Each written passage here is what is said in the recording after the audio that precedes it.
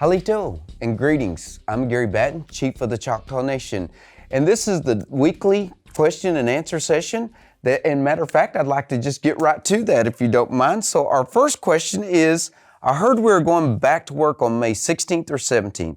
Is that true? That comes to us from Michelle Atkins, and the answer is yes, that is true. We are beginning to open up the Choctaw Nation beginning May 15th.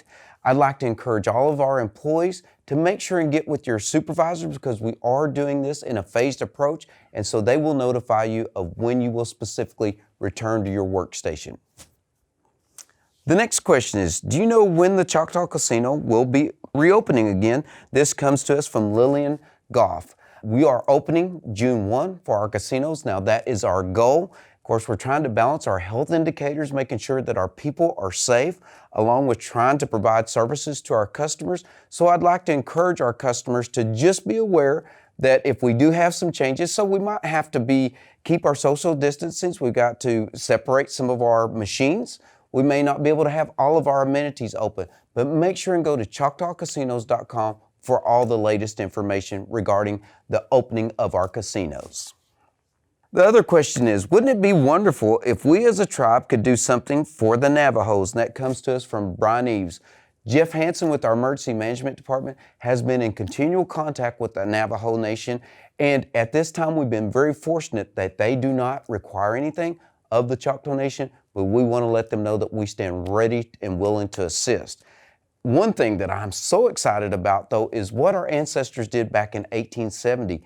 After we came across the Trail of Tears and we gave to the people of Ireland, now those people of Ireland, the great, wonderful people of Ireland, have given almost $3 million to our brothers and sisters at the Navajo and Hopi Nation. And that is truly the Choctaw spirit, and we want to continue that Choctaw spirit even today.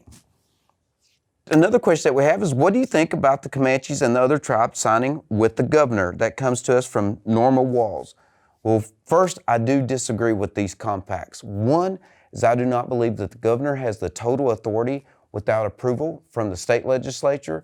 The other thing is, within this compact, it talks about other tribes being able to go to other tribal territories.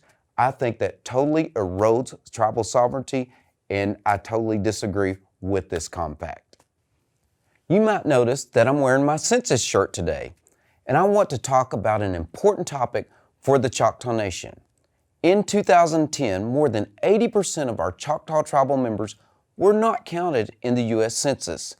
This has an extremely negative impact on funding for many important services, resulting in millions of dollars lost.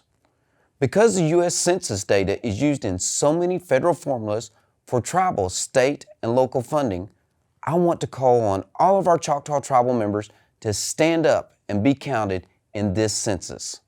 Please complete the 2020 census before October 31st and enter Choctaw Nation in the tribal affiliation. Reach out to your family members and encourage them to complete the 2020 census as well. Thank you for continuing to send in your questions and tuning in each week for these updates. Yako Ki, and God bless.